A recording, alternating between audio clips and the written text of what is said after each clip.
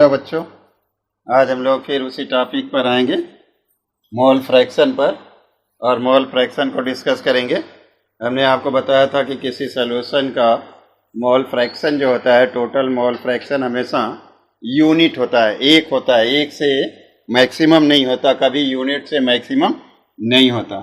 उस सॉल्यूशन के अंदर चाहे जितने कंपोनेंट प्रेजेंट हो, लेकिन टोटल कंपोनेंट का जो मोल फ्रैक्शन आएगा वो हमेशा 1 होगा। और unit of mole fraction is no, unit of mole fraction, mole fraction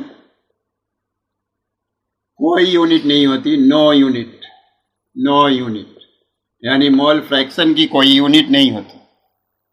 suppose करिए कि जैसे सॉल्यूट के मोल फ्रैक्शन को हम लोग निकालना हो, मोल फ्रैक्शन ऑफ सॉल्यूट, तो हमने आपको बताया था कि मोल फ्रैक्शन को कैपिटल एक्स से रिप्रेजेंट करते हैं।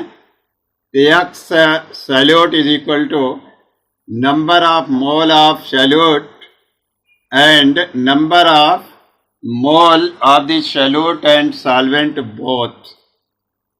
n is the number of mole of solvent and small n is the number of mole of solute. This is the mole of solute, mole of solute, and this is the mole of solvent, mole of solvent. So this is the formula of mole fraction of the solute. Solute के मोल fraction को find out करने का ये formula है। Another formula को अगर हम लोग मोल फ्रैक्शन फाइंड आउट करना हो सॉल्वेंट का, तो वहाँ हम लोग लिखेंगे x is equal to mole fraction of solvent को फाइंड आउट करना है तो capital N upon capital N plus small n, यह हो जाएगा मोल फ्रैक्शन ऑफ सॉल्वेंट को फाइंड आउट करने का फार्मूला, और यह हो जाएगा mole fraction of this solute को फाइंड आउट करने का एक फार्मूला। अब हम लोग आते हैं क्वेश्चन के ऊपर कि कैसे हम लोग किसी क्वेश्चन को सॉल्व करेंगे और उसके मोल फ्रैक्शन को फाइंड आउट करेंगे, सॉल्यूशन के डिफरेंट कंपोनेंट के, यानी अलग अलग हिस्सों को, अलग अलग कंपोनेंट को, अलग अलग पार्ट के मोल फ्रैक्शन को कैसे फाइंड आउट करेंगे। एक क्वेश्चन लेते हैं, बाय मास या according to mass, according to mass a solution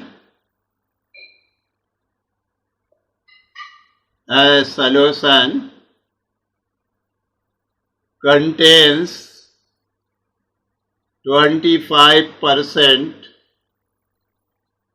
25% water H2O, 25% ethanol C2H5OH ethanol and 50% acetic acid CH3COOH. Find out the mole fraction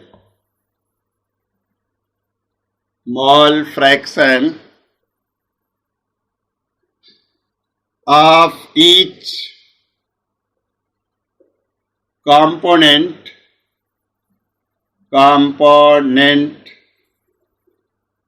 or solution.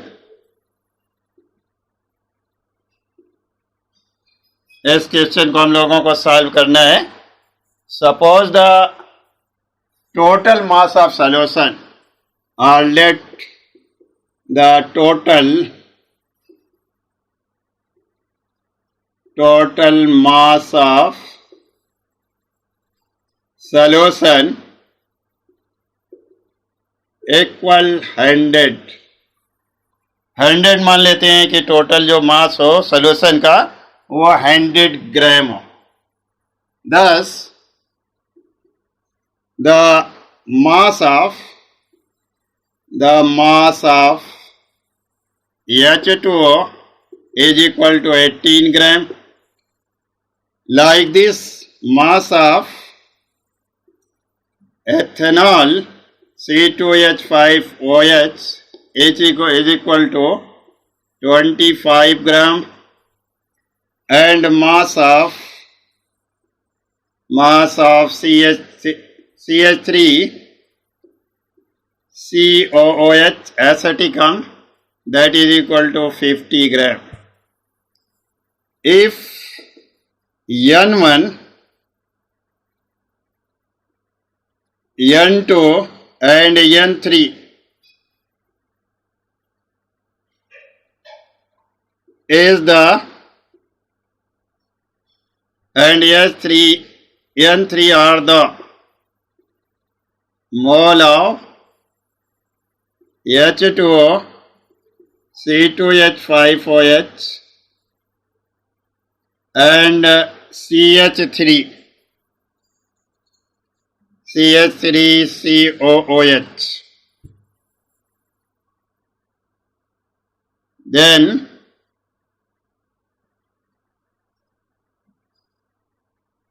molecular mass of water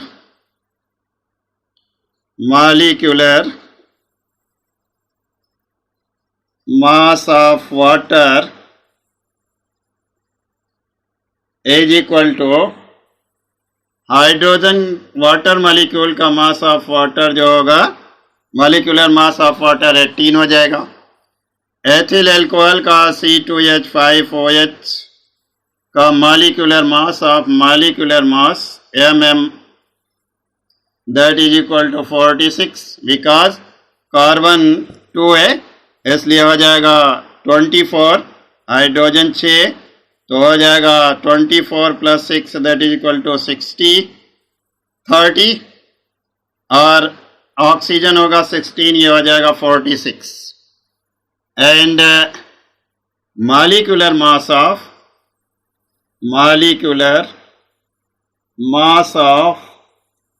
CH3COOH, that will be the 60.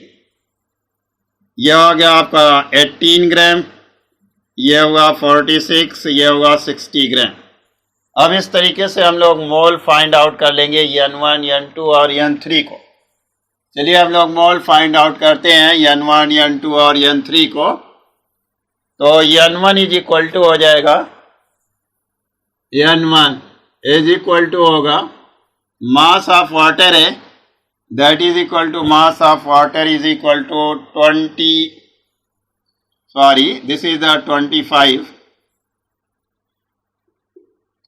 25 upon 18, that will be 1.39. N2 is equal to, here this is also 25 upon molecular mass, that is equal to 46. This will be 0.54, and N3 will be the 50 upon 60. 0 से 0 को हम लोग cancel कर देंगे, 0.83. This is the N1, N2 and N3. The total mole of solution, the total mole of solution, capital N is equal to small n1, small n2 and small n3. Value रख देंगे small n की 1.39, small n2 की 0.54 and n3 की 0.83.